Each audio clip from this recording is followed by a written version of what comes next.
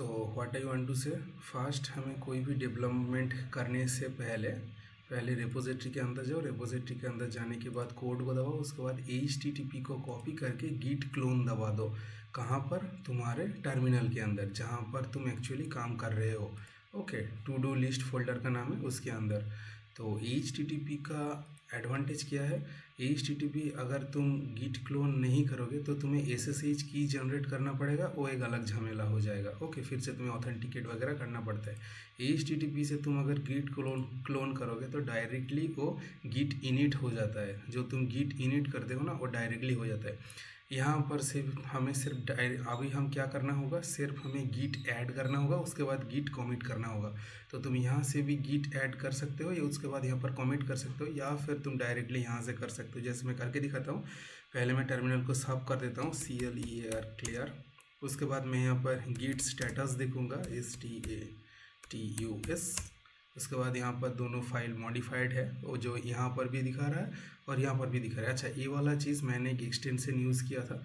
Okay, यहाँ पर extension का नाम यहाँ पर शायद नहीं दिखाएगा। ओके, अच्छा, एक्सटेंशन का नाम मुझे देखने के लिए गिट के अंदर जाना होगा। ओ माय गॉड, यहाँ पर जो भी हो।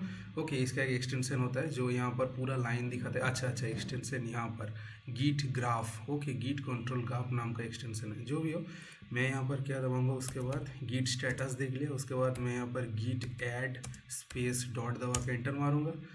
सब कुछ यहाँ पर इनिशियलाइज हो चुका है। यहाँ पर भी देखो एम हाईलाइट हो चुका है, यहाँ पर भी हाईलाइट हो चुका है। उसके बाद यहाँ पर डायरेक्ट कमिट का ऑप्शन आ रहा है। तो मैं फिर से एक बार गिट स्टेटस चेक करूँगा, STATUS एंटर। उसके बाद देखो हमारा सब कुछ रेडी है कमिट करने के लिए।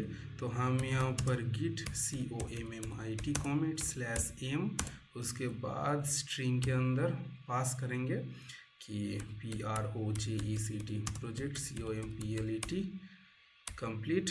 उसके बाद एंटर मारेंगे। तो देखो यहाँ पर से भी तुम कमिट मार सकते थे, तो कमिट हो गया। उसके बाद यहाँ पर दिखा रहा है कि सिंक चेंजेस, मतलब इसको क्लिक करूँगा तो डायरेक्टली इस रिपोजिटरी के अंदर सब कुछ सिंक हो जाएगा। इसके अंदर मेरा, जैसे कि मैं दिखा देता हूँ, इसके अंदर प्रोजेक्ट 2 के अंदर तुम देखो यहाँ पर स्क्रिप्ट का फोल्डर तो है पर उसका अपडेटेड नहीं है, थोड़ा सा ही है उसका। ओके, तो मैं यहाँ पर तुम देख लेना, ये स्क्रिप्ट पूरा कंप्लीट हो जाएगा। उसके बाद मैं यहाँ पर क्या करूँगा, तुम यहाँ से भी पुश कर सकते हो, सिंक कर सकते हो, या फिर मैं डायरेक्ट यहाँ पर क्लिक लिखूँगा git PUSH पुश एंटर। उसके बाद देखो ये वाला भी चेंज हो जाएगा। थोड़ा सा टाइम लेगा इंटरनेट के वजह से।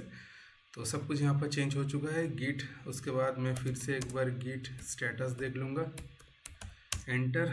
लो, सब कुछ हो गया है। ओके, ऑन मेन ब्रांच दिखा भी रहा है। तो मैं यहाँ पर फिर से अगर जाऊँगा, उसके बाद मैं यहाँ पर रिफ्रेश करूँगा तो देख लेना सब कुछ कंप्लीट यहाँ पर हो चुका है।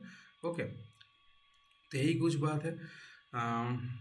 उसके बाद अच्छा, बहुत लोग पूछते हैं कि गिटहब के अंदर यहाँ पर फोल्डर वगैरह का नाम कैसे चेंज करना होता है। ओके, जैसे कि ये वाला फोल्डर के अंदर ये वाला फोल्डर, इस वाले फोल्डर को नाम अगर मैं चेंज करना चाहूँ तो यहाँ पर कोई भी ऑप्शन नहीं है।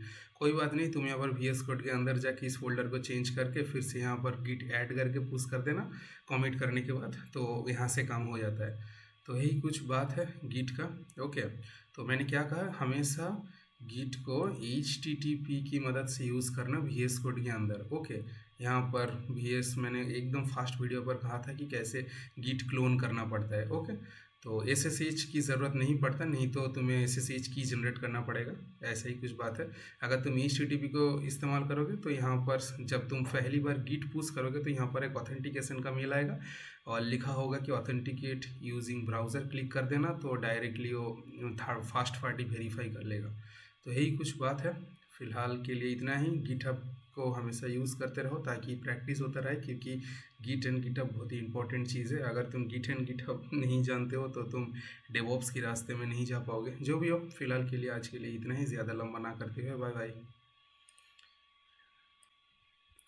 अच्छा, और एक चीज़ मुझे बताना ज़रूरी लगा, इसलिए मैं बता रहा हूँ। अच्छा, सोचो कि तुम यहाँ पर कोई एक, अच्छा तुम्हें ये तो पता हुआ ना कि तुम यहाँ से भी डायरेक्टली वेब एडिटर की तरफ जा सकते हो। जैसे कि मैं यहाँ पर एक कंप्लीट डेवलपमेंट कर रहा हूँ, इसलिए मैं VS कोड में आ चुका हूँ। हो सकता है कि तुम्हारा छोटा मोटा कोई काम है तो तुम यहाँ पर क्या करना, यहाँ पर डॉट दबाना मेन रिपोजिटरी के अंदर आके, तो देखो ये तुम्हें शिफ्ट कर देगा गिटहब वेब एडिटर के अंदर। ये भी कुछ तुम्हें दिखने में VS कोड की तरह ही लगेगा, क्योंकि सब कुछ माइक्रोसॉफ्ट का डेवलपमेंट किया हुआ है। गिटहब भी माइक्रोसॉफ्ट का है, VS कोड भी माइक्रोसॉफ्ट का है, तो गिटहब का एडिटर भी जैसा ही देखना मिलेगा। यहाँ पर सिंक करने के लिए बोल रहा है, तो यहाँ पर तो डायरेक्टली ऑप्शन आ चुका है कि सिंक करने का, तो मैं यहाँ पर सिंक कर देता हूँ, कंटिन्यू ऑब्वियसली। ओके, तो सिंक किया, उसके बाद देखता हूँ।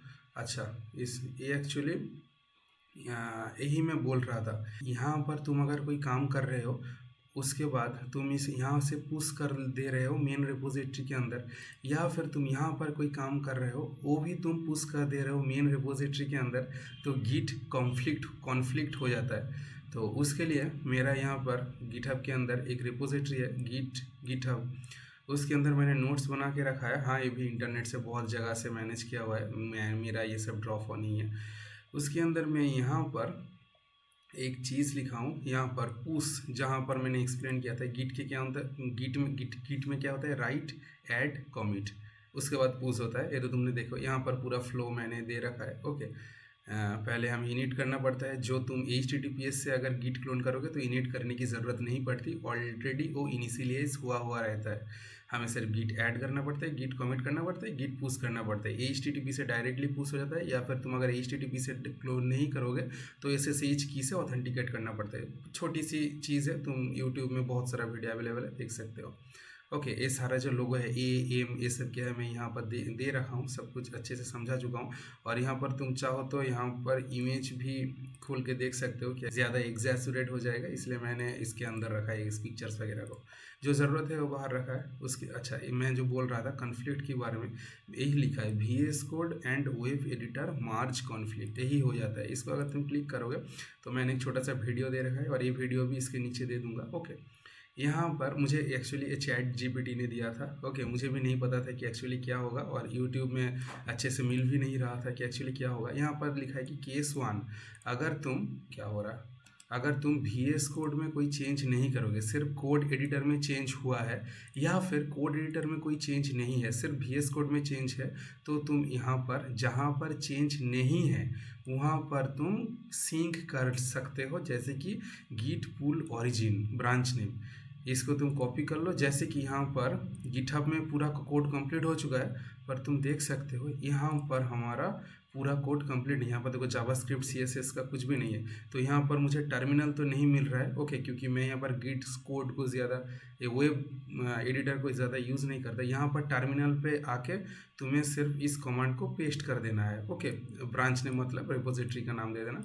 ओके, तो डायरेक्टली ये अपडेट हो जाएगा। फिलहाल मुझे थोड़ा सा देखना पड़ेगा क्या कुछ करना होता है, मैं इसका ज़्यादा ये यूज़ नहीं करता, मैं नॉर्मली VS कोड में ही रहता हूँ। ओके, या फिर वाइस वर्सा भी हो सकता है, तुम कोड एडिटर में कोई चेंज किए हो और VS कोड में कुछ चेंज नहीं किए हो, तो तुम्हें VS कोड के अंदर जैसे पुश करते थे, छोड़ना, अभी पुल मतलब लेना होगा मेन ब्रांच से, जो भी हो।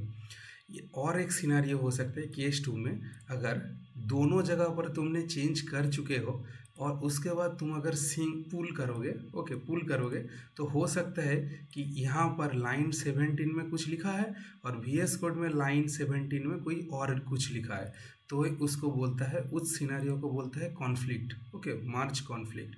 तो यहाँ पर मार्ज कॉन्फ्लिक्ट का सिनारियो आ जाएगा अगर तुम्हारा गिट इंस्टॉल करने के टाइम पे बाय डिफ़ॉल्ट जो एडिटर था, जैसे कि विंडोज़ के लिए गिट बैश नाम का एडिटर होता है, तो वो ओपन हो जाएगा। या फिर तुम अगर गिट इंस्टॉल करने के टाइम पे VS कोड को सिलेक्ट किए थे बाय डिफ़ॉल्ट एडिटर के लिए, तो वो VS कोड ओपन हो जाएगा उस कॉन्फ्लिक्ट को दिखाने के लिए। उस टाइम पे कॉन्फ्लिक्ट के अंदर कुछ ऐसा arrow greater than less than equal to ऐसा कुछ दिखाएगा, तो तुम्हें मैनुअली इसको ठीक करना होगा कि कौन सा लाइन तुम रखना चाहते हो, कौन सा लाइन तुम रखना नहीं चाहते। बहुत ही आसान सी चीज़ है, स्पेस दबा के एंटर दबा के जो लाइन को नीचे कर देना, ऊपर कर देना, ऐसा कुछ करके तुम यहाँ पर फिर से कमिट कर देना, तो तुम्हारा काम खत्म। ओके, मैजिकली कुछ नहीं होता, तुम्हें हाथ से ही करना पड़ेगा। ओके, जैसे कि जो भी हो, मैं उतना डीपली नहीं जाना चाहता, उसके बाद पुश कर देना तो काम खत्म हो जाएगा। ओके, तो दोनों जगह पर यहाँ पर ऑनलाइन एडिटर और यहाँ पर VS कोड ऑफलाइन एडिटर में भी सब कुछ सिंक हो जाएगा। अच्छा, यहाँ पर एक्चुअली अपडेट नहीं हो रहा था। यहाँ पर मैंने गिटहब पर गया, गिटहब पर जाने के बाद यहाँ पर 3 डॉट्स पे जाने के बाद तुम पुल कर सकते हो। पुल, यहाँ पर टर्मिनल नहीं है तो पुल कमांड का इस्तेमाल नहीं कर सकते, तुम्हें यहाँ पर मैनुअली ऐसे ग्राफिकल यूज़र इंटरफेस की मदद से पुल करना होगा।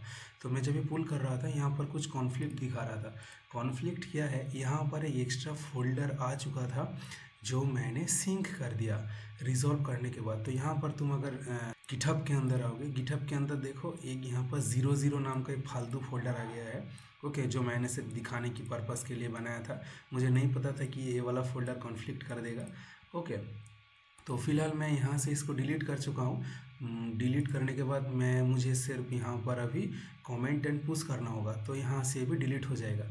मैं कमेंट और पुश करने से पहले मैं तुम्हें VS कोड के अंदर जाके भी यहाँ पर देखो, यहाँ पर प्रोजेक्ट 001, प्रोजेक्ट 002, उसके बाद यहाँ पर और कोई फालतू फोल्डर यहाँ पर फ़िलहाल के लिए नहीं है। तो मैं एक बार यहाँ पर सिंक करके देखना चाहता हूँ कि मेरा यहाँ पर नोट्स कितना काम का है। ओके, तो नोट्स कहाँ था, गिट एंड गिटहब के अंदर था। गिट एंड गिटहब के अंदर जाने के बाद नीचे की तरफ जाऊँगा, नीचे की तरफ जाने के बाद एरर वाला पोर्शन कहाँ पर है, जहाँ पर हमेशा प्रॉब्लम होता है एडवांस स्टेज के अंदर। तो यहाँ पर मुझे एक्चुअली करना होगा गिट पुल ओरिजिन, उसके बाद ब्रांच का नेम। ओके, तो मैं यहाँ पर अगर नॉर्मली गिट पुल कर दूंगा तो क्या होगा देखते हैं। यहाँ पर क्लिक करूँगा, उसके बाद यहाँ पर पहले मैं इसको क्लीन कर देता हूँ, CLEAN क्लीन, एंटर, ऑफो CLEAR क्लियर। तो हम यहाँ पर git STATUS git स्टेटस दबा के एंटर मारूंगा तो सब कुछ फिलहाल के लिए सही है। उसके बाद मैं यहाँ पर दबाऊंगा git pull, एंटर, देखते हैं क्या होता है। ओके, अच्छा देखो यहाँ पर कुछ तो हुआ है, 2 फाइल्स चेंज, कुछ भी लिखा हो। यहाँ पर देखो लिखा रहा है रीनेम प्रोजेक्ट ब्ला ब्ला, ये वाला फोल्डर ऐड हुआ है। देखो यहाँ पर नया वाला फोल्डर आ चुका है।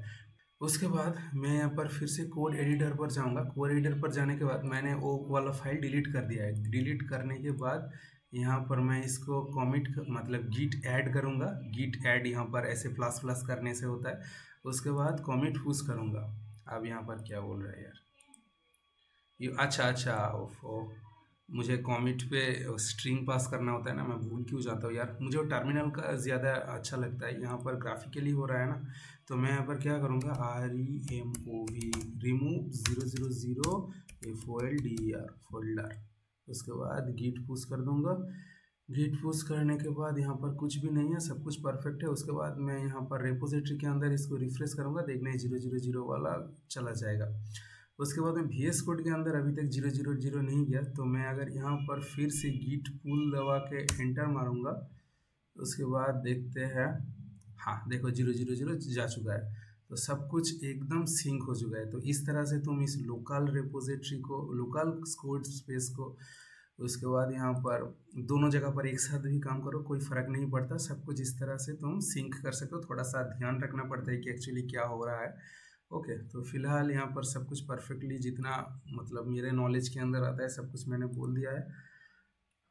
तो मैंने दिखा दिया कि तुम लोकली VS कोड को कैसे इस्तेमाल करोगे, मतलब लोकल कोड एडिटर को, या फिर तुम गिटहब के अंदर वेब ऑनलाइन कोड एडिटर को कैसे इस्तेमाल करोगे। तुम बोलोगे तो लोकल कोड एडिटर अगर ऑलरेडी है, VS कोड है, तो मैं क्यों फालतू वेब एडिटर पे जाऊँगा। ओके, तो देखो मैंने ये वाला जो प्रोजेक्ट मैंने अभी बनाया है, ये मैंने वर्सेल पर अपलोड कर दिया है। ओके, वर्सेल पर अपलोड कर दिया है।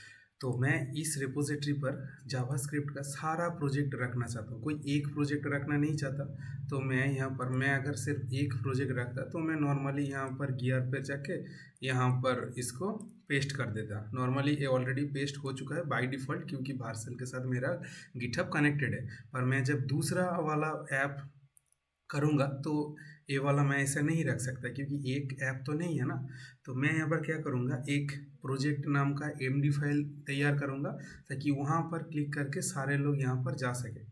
तो इस नॉर्मल काम के लिए मैं यहाँ पर फिर से लोकल जो विजुअल स्टूडियो कोड उसको ओपन करने नहीं वाला हूँ। ओके, नॉर्मली गिट क्लोन करके ये सब करने नहीं वाला हूँ। मैं डायरेक्टली यहाँ पर डॉट दबाऊंगा। डॉट दबाने से मेरा वेब एडिटर ओपन हो जाएगा। छोटे मोटे काम के लिए यही रखा है। ओके, तो वेब एडिटर यहाँ पर ओपन हो रहा है।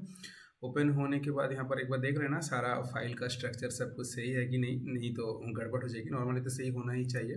हाँ, सब कुछ सही है। तो मैं यहाँ पर नॉर्मली एक फाइल बना रहा हूँ। फाइल का नाम क्या रखूँगा, PROJECT projects LINK link. Okay, .md नाम दे देना। ओके, ताकि ये मैकडाउन फाइल पे कन्वर्ट हो जाए। उसके बाद मैं यहाँ पर हेडिंग दे रहा हूँ all PROJEC projects deploy links. Okay, अगर कोई स्पेलिंग मिस्टेक हो जाए तो माफ़ कर देना, मैं ध्यान नहीं दे रहा। मैं नॉर्मली क्या कर रहा हूँ उस पर ध्यान दे रहा हूँ। तो मैं यहाँ पर 2 बटन बनाऊँगा। 2 नहीं, फिलहाल तो एक ही बटन बना रहा हूँ। ओके, बटन को हाइपर टेक्स्ट के साथ मर्ज कर दूंगा। तो यहाँ पर मैं प्रोजेक्ट 1 PROJECT प्रोजेक्ट 001 ओके, जिसका नाम है to do list to do. उसके बाद मैं यहाँ पर हाइपर टेक्स्ट के साथ लिंक कैसे ऐड करता हूँ एक बार देख लेता हूँ क्लिपबोर्ड के अंदर। हाँ, एकदम यही वाला है। उसके बाद ये फिर भी बटन की तरह नहीं दिखेगा। ओके, मुझे यहाँ पर अगर VS कोड होता तो मैं यहाँ पर प्रीव्यू देख लेता, पर यहाँ पर प्रीव्यू नहीं दिखाता। ये एक सा मतलब ड्रॉबैक होगा। मैं यहाँ पर 3 डॉट्स दे दूँगा तो ये यहाँ पर एक बॉक्स की तरह काम हो जाएगा। उसके बाद अगर और भी प्रोजेक्ट्स आएगा तो मैं दूसरा बॉक्स जनरेट कर दूंगा। मैं यहाँ पर हॉरिजॉन्टली या फिर वर्टिकली कुछ भी कर सकता हूँ। यहाँ पर देखो मॉडिफाइड दिखा रहा है। मैं यहाँ पर गिटहब पर जाऊँगा। गिटहब पर जाने के बाद इसको मैं गिट ऐड करूँगा। गिट ऐड करने के बाद यहाँ पर add LINKS links MD file दबा के इसको कमिट कर दूंगा। ओके, तो कमिट करने से कमिट हो गया। अब देखता हूँ। हाँ, उसके बाद इसको तुम बंद कर दो। बंद करने ओफो कहाँ चला गया यार। उसके बाद यहाँ पर देखो मैं फिर से गिटहब पर आ चुका हूँ। गिटहब पर आने के बाद यहाँ पर देखो एक MD फाइल जनरेट हो गया। तो मैं इस MD फाइल पे क्लिक करूँगा। क्लिक करने से देखो ऑल प्रोजेक्ट डिप्लॉय लिंक्स और यहाँ पर एक बटन हो गया। इसको मैं अगर क्लिक करूँगा तो मेरा यहाँ पर डायरेक्टली वर्जन का ऐप ओपन हो जाएगा। देखो, और एक चीज़ मुझे यहाँ पर बुरा लग रहा है, ये MD फाइल है। यहाँ पर मैं टारगेट ब्लैंक को नहीं कर सकता। तुम अगर HTML CSS जानते हो तो वो एक HTML का चीज़ है। टारगेट ब्लैंक करने से क्या होता है, मैं अगर इसको क्लिक करूँगा तो वो दूसरे पेज पर ओपन होता है, सेम पेज पर नहीं ओपन होता।